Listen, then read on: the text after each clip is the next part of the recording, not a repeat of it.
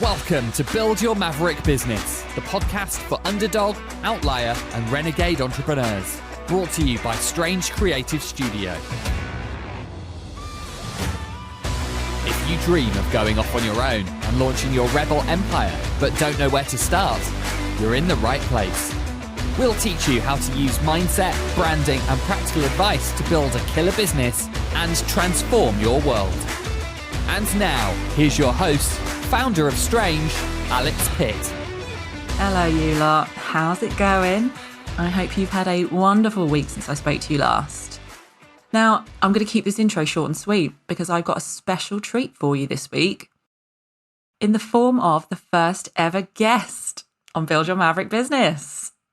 I asked Lyssa, the founder of Kraken Marketing, to come on and share some of her insights into marketing if you're just starting out or you are what we like to think of as an underdog founder. We laughed, we talked about ice cream, we laughed again, and we had a wonderful, wonderful time. I enjoyed recording this so much. I know she did too. So hopefully you enjoy listening to it as much as we did recording it. Right, enough from me. Here it is. Enjoy. Yeah, I am so excited this week to introduce our first ever guest to Build Your Maverick Business. I'd love to welcome Lyssa from Kraken Marketing. She told me how to intro her and I've already got it wrong. Hey Alex, thanks so much for having me. I'm really excited to be here today. Excellent. I'm very excited to have you. And we were just sort of like chatting away before we started recording. And I was saying to Lyssa how when I started thinking about having guests on this podcast, she was the first person that came to mind. And so do you want to tell the listeners a little bit about what you do, about Kraken, and then I will tell the story of how we came to know each other? Yeah, of course. So I'm founder and chief cephalopod wrangler at Kraken Marketing, which is just a ridiculous title, but it's a bit of fun to say. I know people are moving away from those kind of Silicon Valley silly job titles, but I just find that one a lot of fun. So Kraken Marketing's an agency. We're based in Cornwall, but we work with people all over the world, but we primarily work with tech companies. So we're on a mission to get people to say no to vanilla and stop being so boring and corporate.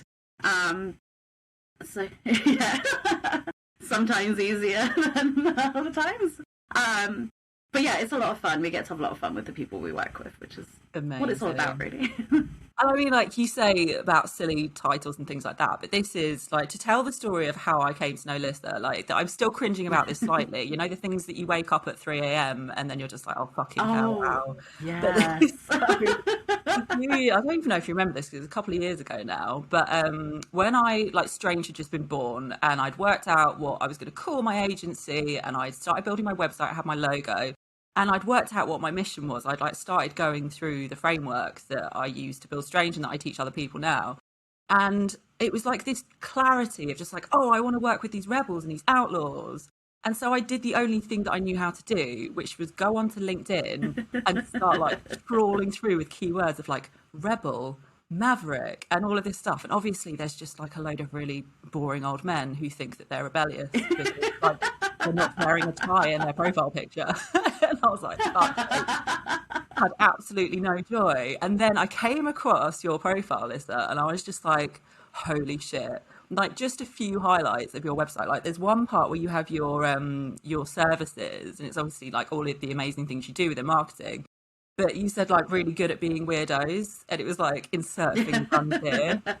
I was just like, holy shit, this is my people. And I got so overexcited that I dropped into your DMs on LinkedIn and was just like, oh my God, hi, I love everything that you do. Can we have a chat? And you sent me this like adorably sweet, polite message that was just like, lovely to connect. What would you like to talk to me about? At which point I was just like, oh yeah, fucking hell, rein it in now. No, do you know what? I did love it. And you're the perfect person to slide into my DMs. I think it was just I'd had a load of people back to back doing it and say they wanted to connect. And like, let's have a call. And then it's just a hard sell. Yeah. And I really hate when people just like DM you on LinkedIn, like, let's connect. And then now I'm trying to sell you shit. And I'm like, no, I don't Whereas you were the one person that wasn't doing that, and I was being really cagey. I felt really bad when we had a call. I was like, "Oh no, you're ace. I'm so sorry." But it was just that scar tissue from so many other people doing it.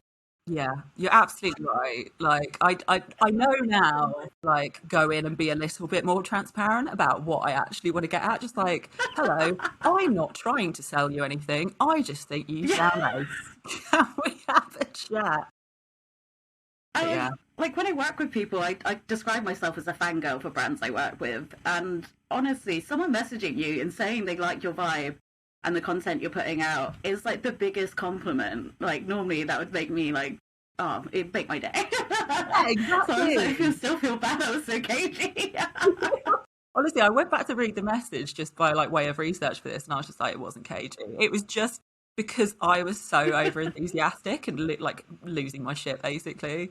And then when you came back, you were just like, oh, okay, we are just a really good match. Let's have a chat. So yeah, that's how we came to know each other. And I feel like if Strange were going to have a sister agency, like Kraken would be it, because you so much kind of synergy between the two of us. And yeah, so when I thought about who am I going to have on for the first guest, straight away, Kraken and Lyssa came to mind. I'm very excited to have you here today. Thank you so much for taking the time out to chat to me and swear away, because I know that Kraken also swear like sailors. That's what you swear on your website. So this is going to be, yeah, if you're easily offended, drop out now. I like to warn people in advance, because I know sometimes I've been in meetings with clients and it's never like angry swearing. It's swearing out of enthusiasm. Like I'm just like, oh, this is so fucking cool. Yeah. And sometimes people are like quite taken aback by it. And I'm like, oh, it's just enthusiasm. Yeah. And the pirate vibe. I find this as soon as I'm on it, because I try not to, when I first meet clients, I try not to until I pick up a bit of a vibe. And I was on a client call a few days ago and I came on and it was a client who was based in the US. And I just said like, oh, how are you going? And he's just like, yeah, I'm really fucking hot. I was like, oh, sweet. We're in. That was lovely. That's how you know you found your people. But anyway, definitely. We're not necessarily here to talk about swearing, although it's going to be a thing, let's be honest. But I've got a few questions to ask you, because I know that you're an absolute marketing guru. And when it comes to marketing, this is one of the things that I find that new founders really struggle with. And this podcast is very much built for people who are starting out, who haven't got a fucking clue what they're doing, and they're just struggling through to try and build this like rebel empire, but they don't really know where to start. So I'm trying to give them as many tools as possible to make sure that they can really hit the ground running and really get off to a great start with what they're doing. So we're going to give them some nuggets of wisdom today, I am sure. So bearing in mind everything that I've just said about new founders, about people who are just starting out, maybe they've not worked in a bigger company and this is just, you know, a glint in their eye and a dream and they're really excited. What's the kind of one first piece of advice that you would give those founders if they are just at the very start of their journey? It's so interesting. I love to work with startups because the enthusiasm is amazing. But like you say, quite often they don't really know if they've worked in tech before, but they've never worked in a marketing department. And now they've got to be every single department for a business as a founder for a new organization. And one of the things I like to say to them to really consider first is define your brand's personality, who you want to be, because that will infiltrate into everything you're doing. Is it important to you to be really serious, or do you want to be a bit more funny? Is it important to you to be formal, or do you want to take a more relaxed approach? I think really defining who you want to be, then that spills out into everything else that you do. I have an exercise I like to do with people called the dinner party guest, where we describe their brand as a dinner party guest. And it really helps them like personify what they're doing. The episode of Build Your Maverick Business that, as this is airing, would have been last week's episode, we talk about archetypes and the person at the party. So this is such a useful tool, right? To talk about if you're brand for a person, how are they going to communicate? Like, who's going to be sat next to them? Who's going to be like, oh my fucking God, Deborah, never sit me next to that person ever again. Love that. Yes. I've never thought I've really missed out on that crucial part of being a dinner party guest, who you want to sit next to. That really takes that whole thing to the next level. Oh, that's genius. I love that. Deborah. I don't know why Deborah was the first name that came to my mind, but here we are. But it was perfect. It was perfect. But when you're talking to companies, like brands, about their tone of voice, sometimes they find it really hard to get their head around it, like how to speak as the brand, the business, not as themselves. So creating a dinner party guest helps them personify it quite a lot. So Kraken Marketing is a woman in her mid-30s wearing a leather jacket, ripped jeans, drinking tequila and making inappropriate jokes. Like, that's who she is at a dinner party. I'm just like, this is going to be a video podcast, but I'm just pointing at myself. I think that's why we get on so well. Bang on the tequila shots. I've got my leather jacket on. I'm in my 30s. Hot damn. Makes sense. Yeah. Whereas other ones might be a man in his 40s wearing a Star Wars tee, glasses, drinking a fancy IPA and getting really into the canapes or something. You know, it's just, it really helps people really understand the brand as, as a person. I was trying to think of all the ones I've done for people and I just mixed up like 4 in one then. But it's a fun exercise. I think one thing that I found really interesting there is I also kind of relate to the guy who's in the Star Wars t-shirt drinking an IPA. It depends what mood I'm in that day, I guess. But no, that's really, really interesting. Do you know what? That's, again, personas or avatars or kind of building your customers out is the other thing that goes really hand in hand with that. You need to know who you're speaking to and always keep them in mind. But that's one of the things I find new businesses struggle with the most because, you know, we're all trying to be more evolved as people and not stereotype or like group people together into these like big lumps. But when you're devising avatars or personas to speak to, that's exactly what you're doing. Because if you're speaking to everyone, you're speaking to no one. But I'll be working it through with people and defining these people that they're going to speak to, normally 3 different characters, personas. And quite often they'll be like, but maybe they don't do that. Maybe this isn't them. Maybe they do this. And it's like, well, yeah, not everyone is going to be this exact archetype of a person. But it just helps to kind of narrow your focus. And it's not saying we're only going to sell to this person, but that's who we're seeking to. And hopefully it'll resonate with more people, but we need to focus in. And that's something that people really struggle with a lot. Yeah, it's so funny. It's like, because everything that you were just saying is basically like what I've been preaching in the last several months of doing this podcast. And anyone listening who's listened to previous episodes will think that I am just feeding Lyssa things to say. I'm just like, yes, you speak to everyone, you speak to no one. I say that every fucking week. Like, yeah. Imagine if you came on and just like completely disagreed with everything that I've been saying, and I have to be like, ooh, edit that bit. Oh, I'm having a lovely time already. Right, anyway. So, next up, are there any common mistakes that you see founders make when they're first starting out, apart from anything that we've just covered? Yeah. Do you know what? I think there's this... people want to be taken seriously, obviously. And they think quite often to be successful, they have to be overly professional, overly corporate, what I term vanilla. And I know we touched on this a little bit earlier on, but it's so boring, isn't it? And when you think about the brands that excite you or that you really engage with, let's look at some B2C brands because they're probably more well known. If you look at Innocence movies, all their stuff is just so funny and endearing and sweet, and their social media is hilarious. Oh my god, also Duolingo. Have you seen their TikTok? No, I haven't. Should I be following them?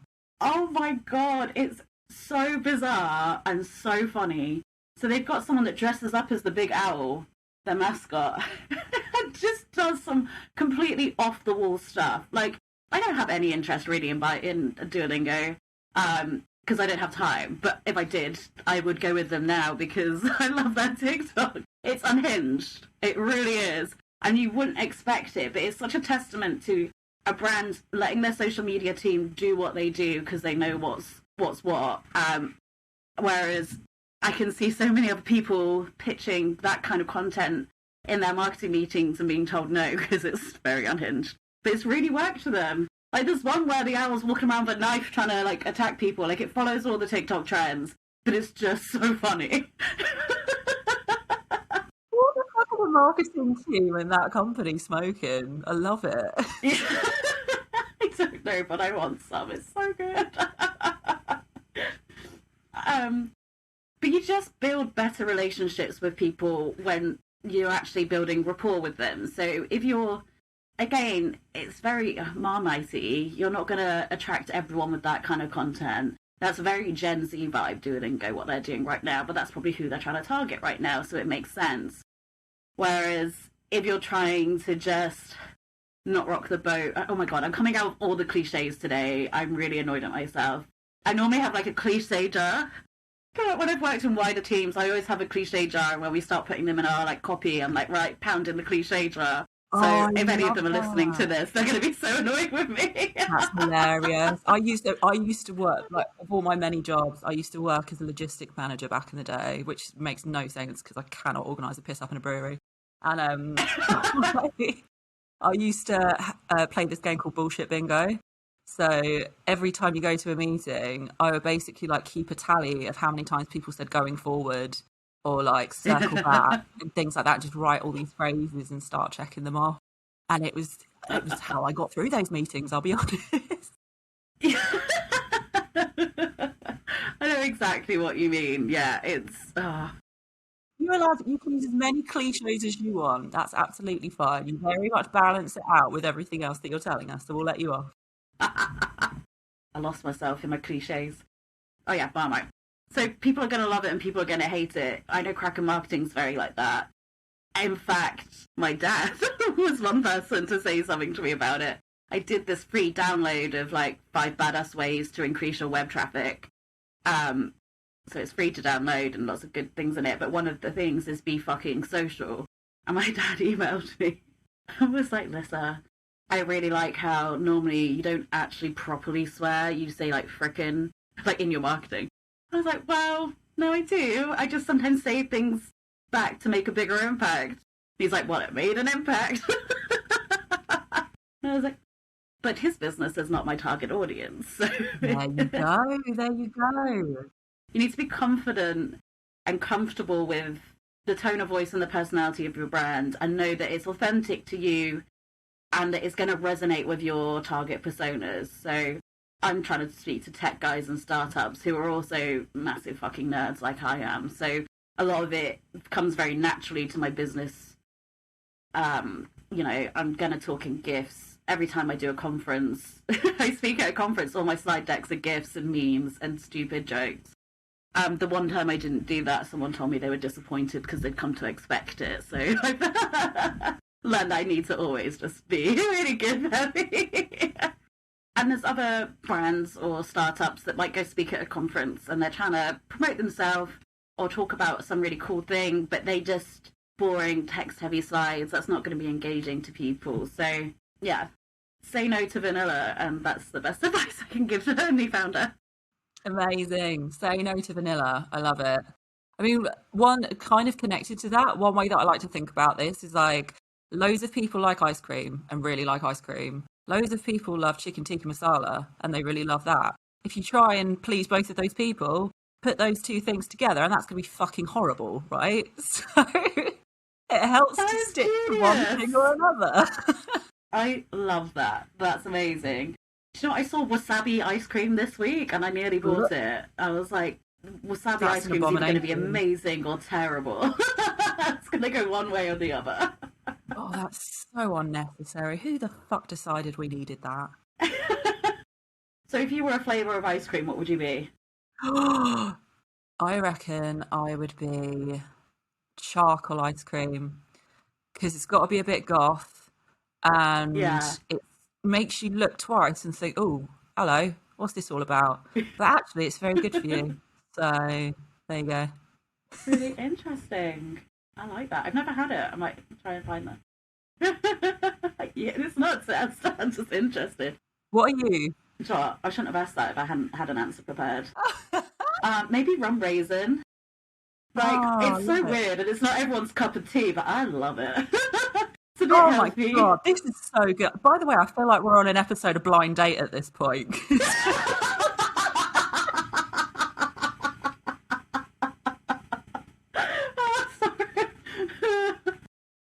Oh, anyway. Are we still talking about marketing? I'm not sure anymore. Yeah. Well, it's super impersonal branding, isn't it? For flavour ice cream, you are. There you go. There you go. I might have to add that into our brand ignition sessions because I'm interested in what people are going to come out with for that one. Okay, I'm going to get back onto my questions now because I'm having far too much fun.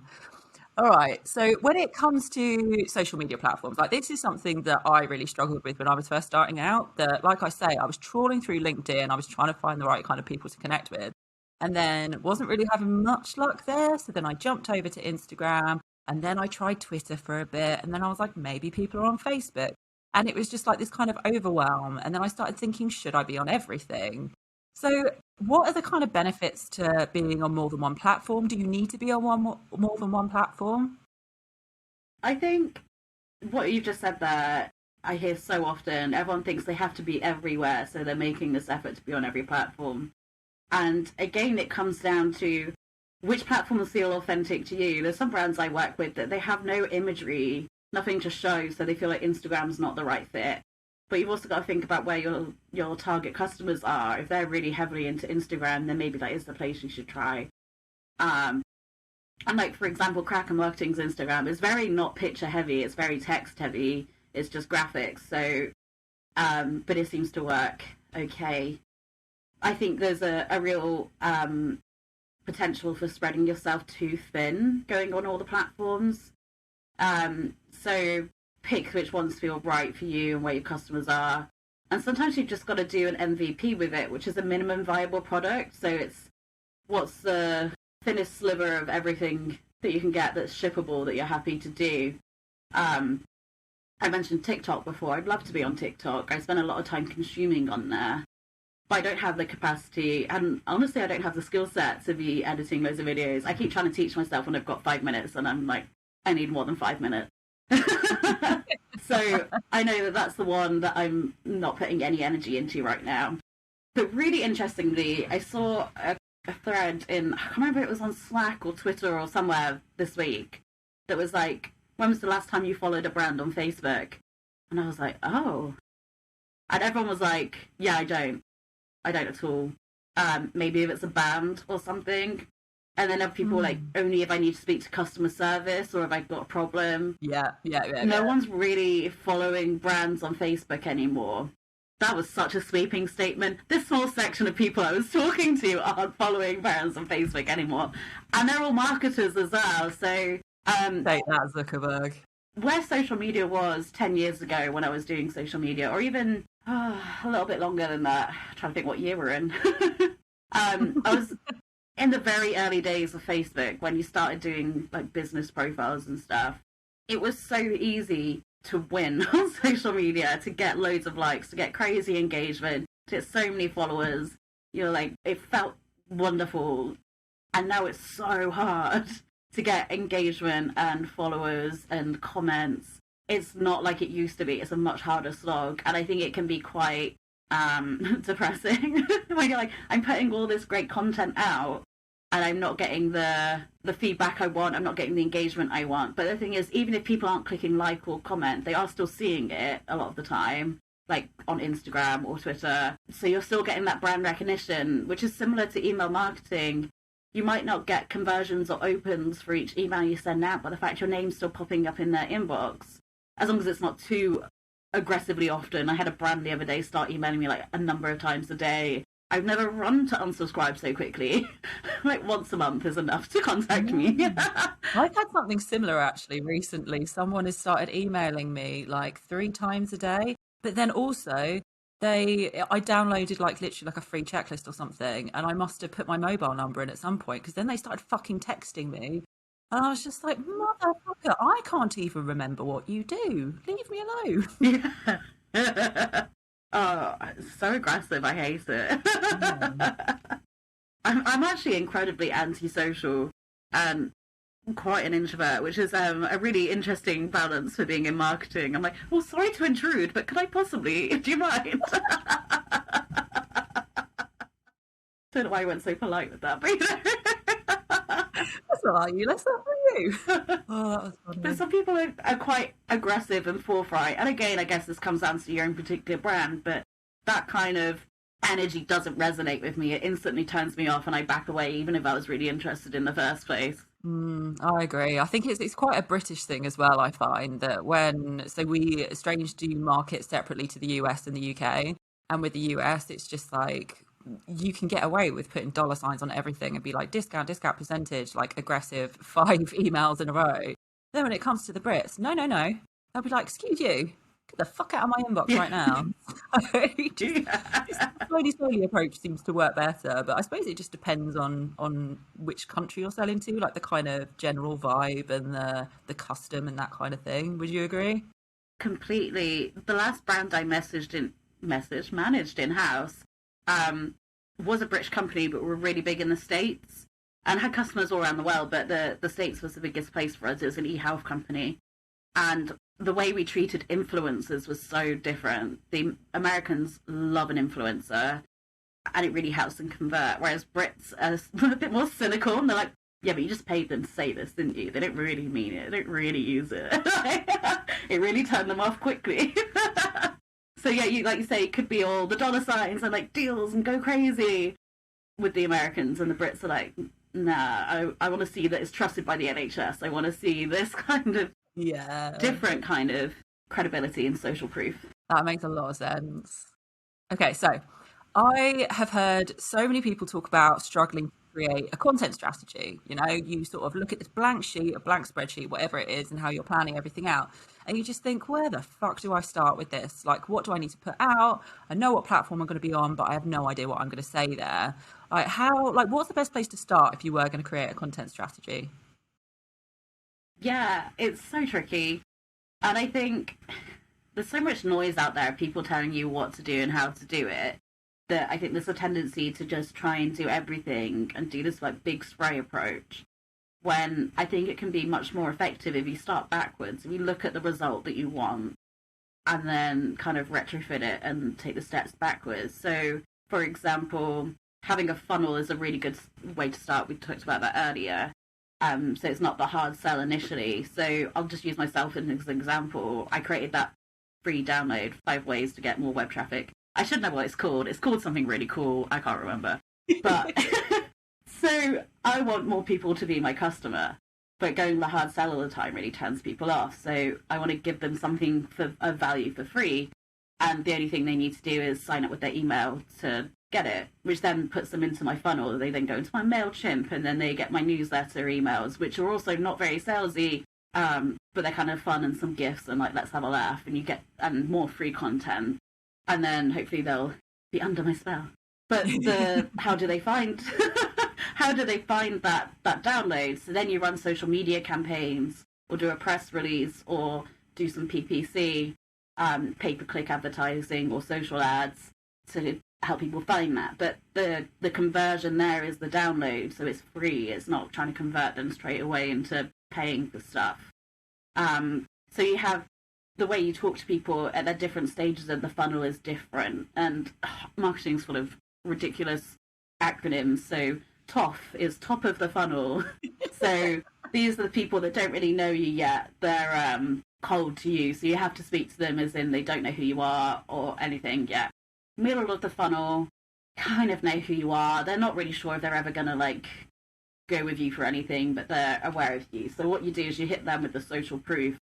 So here's a testimonial or a case study, or look at all these 5-star ratings I've got on Trustpilot, as well as more free, juicy content. And then the bottom of the funnel, BOF. I don't know if people say BOF, actually. They might say BOF. In my head, it's always BOF. Then that's where you're trying to do the hard sell. So that might be where you hit them with a discount code, or let's have a free discovery call, or let's do something like you're doing a bit more of a harder sell, but still, in my world, never too hard because I hate it. So it's just the way you speak to people in different stages of that journey is a bit different. That makes perfect sense. Okay, amazing. So when it comes to, I guess, if you're doing all of the things that we talked about, right, you've built your brand, you've got your personas, you know who you are at the dinner party, and you know what flavour of ice cream you are. You're on your chosen platform, you feel like you know where your audience are, and you're putting stuff out all the time, but the results aren't showing up. right? You're not getting that engagement, or you're not getting the clients coming in, you're not getting the sales. What would be your advice to someone who's in that position? Because I know a lot of people who listen to this podcast have been in that position, or they still are in that position now. Yeah, it's so tricky. And, you're living and breathing your brand. You're your biggest fangirl. You love everything you do. So sometimes it can be hard to see where something might not be performing or resonating. And sometimes it's hard to take the feedback that you're getting from not converting. You just be like, no, I'm awesome. It's all them. So what I suggest is getting a fresh pair of eyes, someone that's not been living and breathing the brand from the start, someone who's not emotionally invested or like financially invested, just someone impartial to come and have a look and a chat. It's one of the reasons why I run these bite-sized badassery sessions. So you just book an hour of my time and go through anything about your marketing, and I'll give you some advice. And it's because sometimes you just can't see, oh god, cliche coming, just can't see the wood for the trees.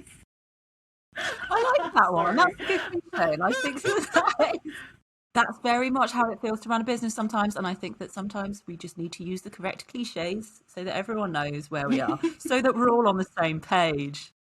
There you go. There's another one for you. We really need a buzzer, don't we? I'm so sorry. Even if it's not doing someone that does that like hourly session, getting a business coach, someone that you can talk to about it. I also run free marketing mentoring for people who are at different stages of their career as well, because I think also when you work for businesses, sometimes they don't have the budget or the capacity or the person to give you that individual one-on-one coaching. And I know I've benefited so much from my career from being mentored and from being a mentee. That's the same thing, from being a mentor and from being a mentee. So it's really nice to be able to give back. And in some of those sessions, whilst it's all completely confidential, we do have conversations about things they're trying to achieve at work and things they're trying to do. And I can give them my non-biased opinion on how they could potentially look at it in a different way. So I think having that external person to talk to is invaluable, really. Excellent. So don't do it all on your own. Find someone who is impartial and not your Auntie Carol, who's going to just tell you that you're wonderful and great. Oh, yes. This is the time not to speak to a fangirl. This is where you want fresh, impartial advice. Amazing. Well, Lyssa, thank you so much for being my first guest. It's been an absolute bloody delight to have you.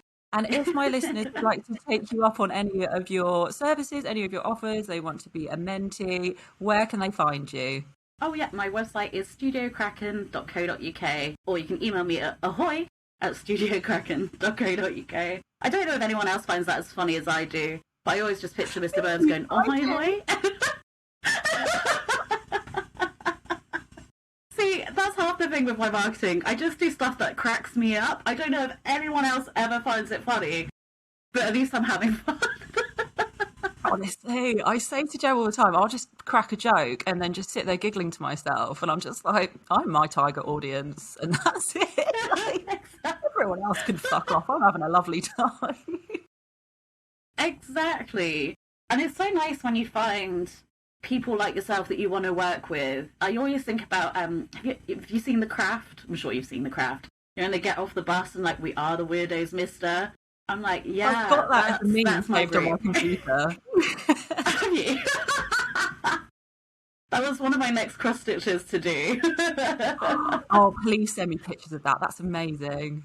Yeah, I'm a bit out of practice with them. I got a bit over it in lockdown and I haven't picked it up since, but it was like drawn out and then never started. No, I have to see that when that is ready. I have to see it, please. I'm not joking. Okay, right. We're going to wrap this up.